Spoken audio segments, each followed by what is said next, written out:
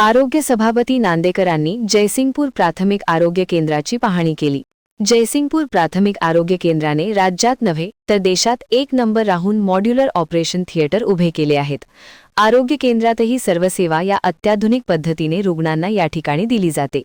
जिल्ह्यातील प्राथमिक आरोग्य केंद्र व उपकेंद्र, ग्रामीण रुग्णालयाच्या सर्वच वैद्यकीय पथकाने जयसिंगपूर आरोग्य केंद्राची पाहणी करून आपल्या आरोग्य केंद्राचा कायापालट करण्यासाठी पुढाकार घ्यावा, यासाठी जिल्हा परिषदेकडून निधी देणार असल्याचे जिल्हा परिषदेच्या आरोग्य बांधकाम सभापती सारिका नांदेकर यांनी सांगितले।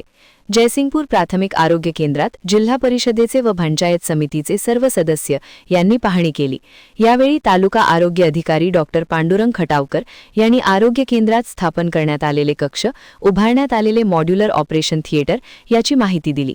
यावेळी आरोग्य सभापती नांदेकर यांनी डॉक्टर पांडुरंग खटावकर यांना जिल्ह्यातील सर्वच आरोग्य केंद्रांना मार्गदर्शन करण्याची विनंती केली।